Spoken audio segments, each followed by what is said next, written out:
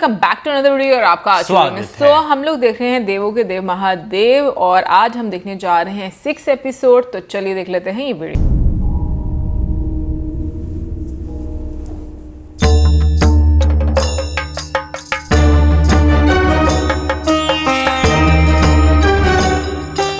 पिताजी आपको इतना मान देते, कोई भी निर्णय आपके परामर्श के बिना नहीं लेते, उनकी हर योजना में आपकी सहमति होती है।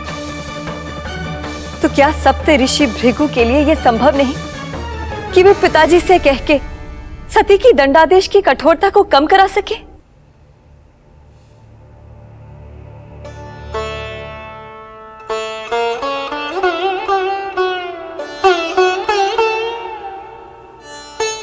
उसकी दशा देखी है आपने, जैसे कोई अपराधी नहीं हो। ऐसा भी कोई अपराध नहीं किया उसने जिसके लिए उसे इतना दंडित किया जाए। ये अन्याय है। यही न्याय है। प्रजापति दक्ष के निर्णय की महानता देखिए। अपनी पुत्री को इस प्रकार दंडित करने में कैसी महानता?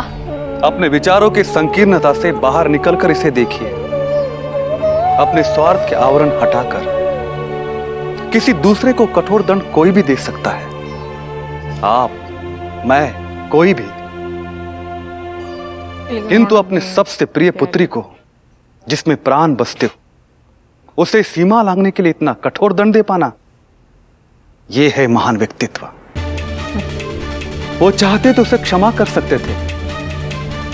कौन प्रश्न उठाता उनके इस निर्णय पर? किंतु प्रजापति दक्ष ने ऐसा नहीं किया। प्रजापति दक्ष निष्पक्षता और उनके नियम पालन से तीनों लोकों में उनका मान सम्मान कितना बढ़ गया है, इसका अनुमान आप नहीं लगा सकते। चारों दिशाओं में उनकी जय जयकार है। आपको अवश्य उनका मान सम्मान दिख रहा होगा महर्षि भृगु, उनकी जय जयकार सुनाई दे रही होगी। किंतु मुझे केवल मेरी बहन के पांव के छाले दिख रहे हैं, उसकी यातना के स्वर सुनाई दे रहे हैं, किसी प्रजापति की जय जयकार नहीं। अच्छा ही है कि मैं पिताजी या आपकी तरह महानता की ऐसी संकीर्ण परिभाषा से बहुत दूर हूं।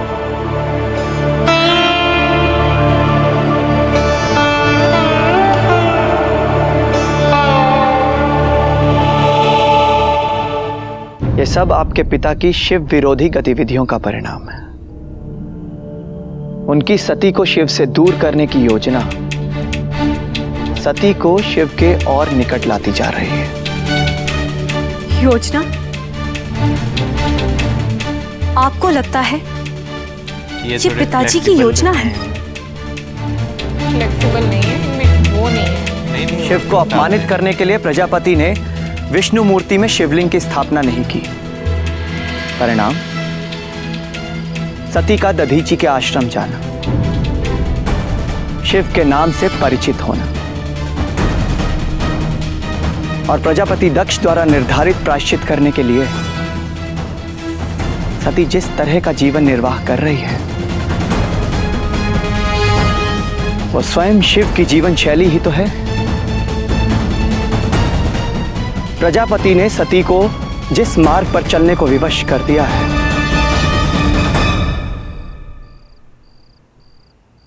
वहां से अब सती का लौटना संभव नहीं।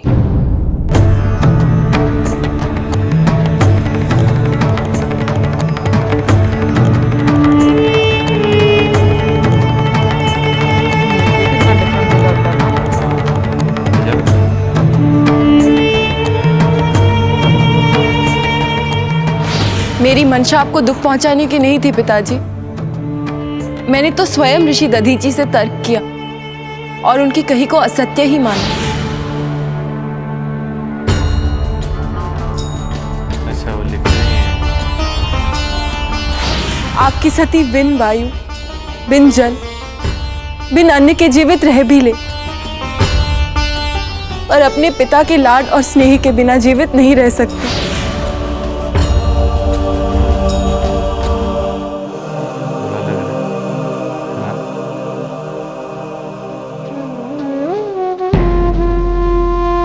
प्रायश्चित की कोई भी विधि इतनी कठोर नहीं जो एक पिता को दुख पहुंचाने के अपराध के लिए उपयुक्त हो।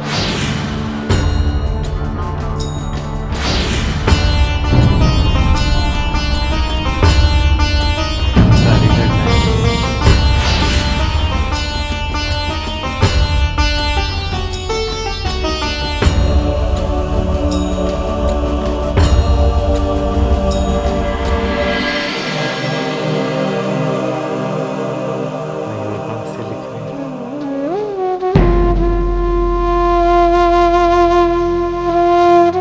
रुक गया।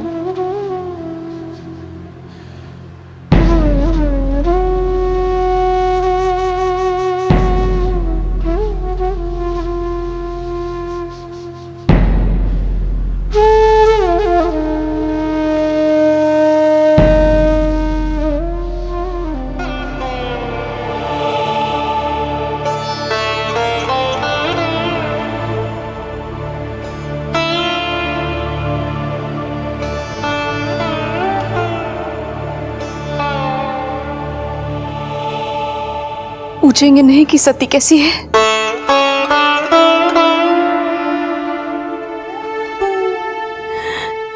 एक बार चलकर देखेंगे नहीं कैसे है उसके पांव के छाले?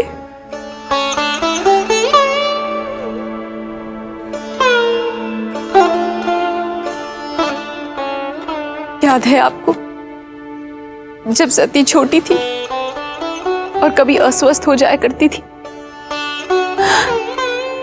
आपका तो किसी कार्य में मन नहीं लगता था।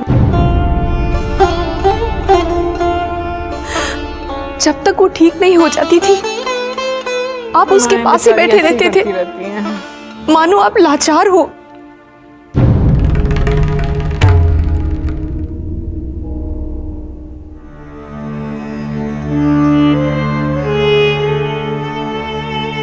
इस बार मैं लाचार नहीं हूं प्रसूति।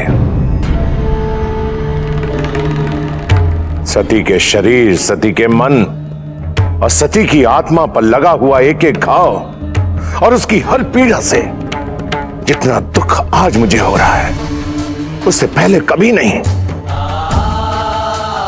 क्योंकि मैं जानता हूं कि सती को इस बार मेरे विरुद्ध हथियार बनाया गया। मुझे क्षति नहीं पहुंचा सके तो मेरी पुत्री को माध्यम बना लिया और इसकी क्षतिपूर्ति तो शिव को करनी ही पड़ेगी। चुकाना होगा उसे मेरी पुत्री पर आया हुआ एक एक कष्ट का